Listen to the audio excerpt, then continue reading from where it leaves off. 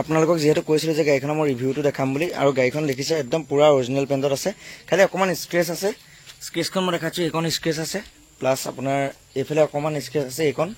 আৰু গাড়ীখনৰ স্ক্ৰেচ বুলিবলৈ ক'তো নাই। মই এইটো কালাৰ কৰাই দিম যদি লয়, যদি কোনোবাই কালাৰ নকৰাকৈ যদি গাড়ীখন এনেকৈ ল'ব বিচাৰে তেতিয়াহ'লে মই গাড়ীখন একদম ফিক্স প্ৰাইচটো কৈ দিছোঁ আপোনালোকক 245, একদম এটকাও কম নহ'ব তাতকৈ।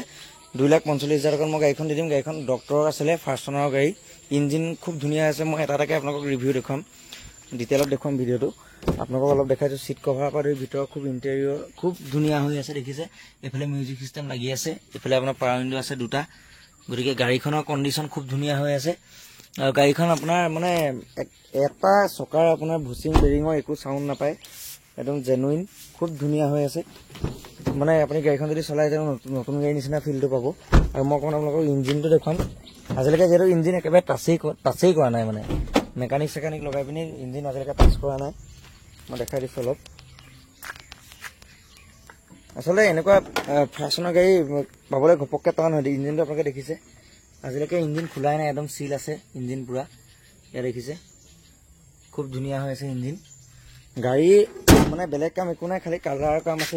এইখনটো মই যদি আপোনালোকে লওঁ বুলি ভাবে মই কৰাই দিম। বাকী গাড়ীখনৰ ছাইড ভিউটো অলপ দেখাই দিছোঁ। এইটো এইবোৰ যিবোৰ দেখিছে এইবোৰ বোকা, গাড়ীখন লেতেৰা হৈ আছে বাৰু। গতিকে কোনোবাই যদি লওঁ বুলি ভাবে ল'ব পাৰিব। আৰু ৰিফাইনেন্সো হ'ব, খালি ৰিফাইনেন্স কৰিলে প্ৰাইচটো অলপ বেছি হ'ব। মোৰ 245 লাগে, তেতিয়া ৰিফাইনেন্স কৰিলে 265 হ'ব।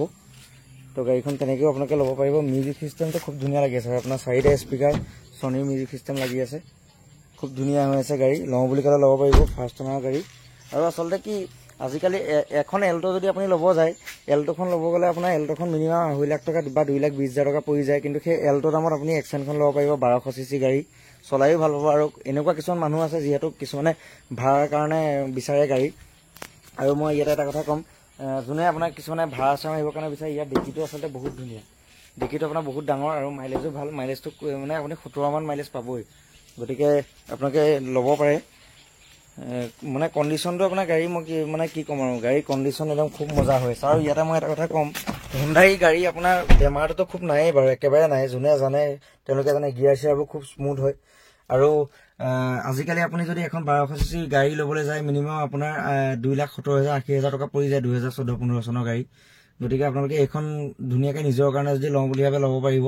আৰু মই ক'লোৱে প্ৰাইচটো একদম অলমষ্ট ফিক্স হয়, মানে 2,45,000 টকা পালে মই গাড়ীখন এৰি দিম। যদি কোনোবাই তাতে ৰিফাইনেন্স কৰোঁ বুলি কয়, ৰিফাইনেন্স কৰিলে খালি মানে 15,000 টকা এটা বেছি হ'ব। কাৰণ ইয়াতে কিছুমান মানে টাৰ্মছ এণ্ড কণ্ডিশ্যন আহি যায়, যিহেতু ফাৰ্ষ্ট পাৰ্টি ইঞ্চুৰেঞ্চটো আমি কৰি দিব লাগে ৰিফাইনেন্স কৰিলে, তাত গুচি যায়। আৰু এক্সট্ৰাকৈ আপোনাৰ ভেলুৱেশ্যন চাৰ্জো দিব লাগে।